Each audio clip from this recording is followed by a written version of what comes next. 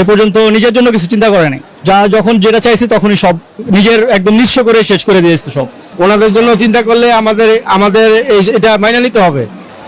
তো সবাই এক্সাইটেড, আমিও খুব এক্সাইটেড শপিং করার জন্য। অনেক স্বপ্ন দেখতে পাচ্ছি সবার হাতে। হ্যাঁ আলহামদুলিল্লাহ মন ভরে করা হয়েছে। কত টাকার শপিং করেছেন? এভারেজলি আলহামদুলিল্লাহ ভালো, 20,000-এর মতো হয়েছে। বাজেট আব্বু ডিসাইড করেছে, তো 20,000 25,000-এর মধ্যেই ছিল। তো সবার মিলে ফুল ফ্যামিলি সবাই আসছি, শুধু বড় বোন বাদে, বড় বোনের বিয়ে হয়ে গেছে, সবাই আসছে একসাথে। আব্বু নিজের জামা কখনো আগে কেনে না, আগে আমারটা, তারপর আমার বড় ভাই বোনেরটা, তারপর আম্মুটা, তারপর যদি টাকা বাঁচে তাহলে আব্বু নিজেরটা করে।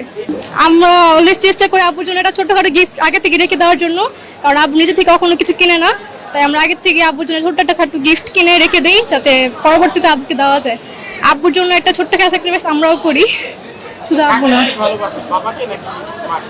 এটা কেউই বলতে পারবে না কাকে বেশি, দুজনকে সমপরিমাণে ভালোবাসি। হ্যাঁ, কিন্তু স্যাক্রিফাইস আব্বু বেশি করে টাকা পয়সার দিক দিয়ে, আর আম্মু করে ঘরের দিক দিয়ে, যেমন আমাদের পড়াশোনা করানোর জন্য আম্মু হেল্প করে। দুজনকে সমানভাবে ভালোবাসা হয়, এটা বলা যাবে না। বাবাকে কি কখনো বলেছেন যে বাবা তোমাকে ভালোবাসি? বলা হয়েছে সত্যি করে বলো। না সত্যি। ভালো ভালো আছেন আপনি? হ্যাঁ ভালো আছি। জি। আপনার চোখে পানি কেন? মেয়ের কথা শুনে কথা শুনে। হ্যাঁ, আচ্ছা, এই যে আপনি পরিবারের সবার জন্য শপিং করলেন, বাট আপনি সবার পরে কিনলেন কেন? এটা একটা আনন্দ, এটা সুখ।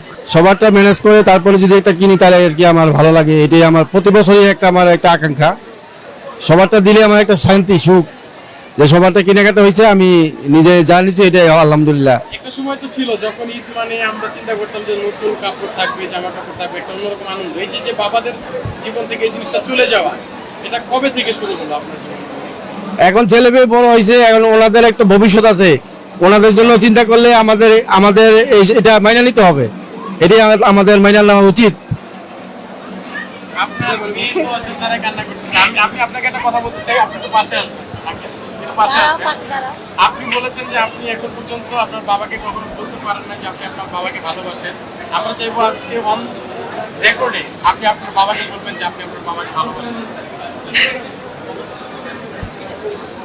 আঙ্কেল, আপনি একটু ধরবেন আপনার মেয়েটাকে, আপনি একটু বলেন আপনার বাবাকে আপনি ভালোবাসেন। আমরা সবাই আব্বুর অনেক ভালোবাসি। সবার চোখের পানি।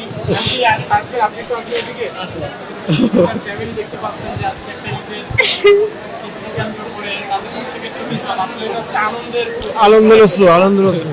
ফ্যামিলি এভাবে তাদের বাবা মায়ের জন্য আসলে আন্তরিক হওয়া উচিত। তা আপনি তো আপনার বড় ভাই। হ্যাঁ হ্যাঁ, আপনি হচ্ছে বড় ভাই, আপনার বাবাকে নিয়ে একটু সত্য কথা বলেন।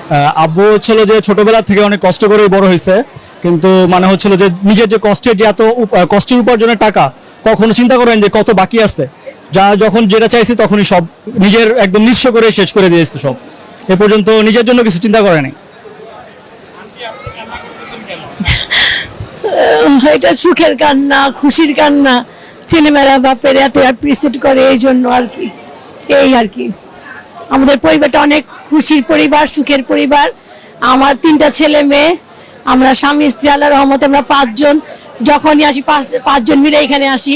আজকে বড় মেয়েটার বিয়ে হয়ে গেছে, বড় মেয়েটা বাসায় শ্বশুরবাড়িতে, আমরা 4 জন আসছি। ওর একটু খালি খালি ভাব লাগতেছে, ওর একটু এই করতেছি, ওরে পাইতেছি না কাছে। শ্বশুরবাড়িতে চলে যাবো কয়েকদিন পর জাপান, আর কি মেয়েটারে করতেছে আর কি, মিস করতেছি। আপনাদের পরিবারের জন্য অনেক অনেক শুভকামনা রইল। প্রত্যেকেই যে জিনিসটা দেখলাম যে পরিবারের প্রতি একটা ভালোবাসা, আমরা দোয়া করি যেন এটা সারা জীবন থাকে আপনাদের মাঝে। ধন্যবাদ।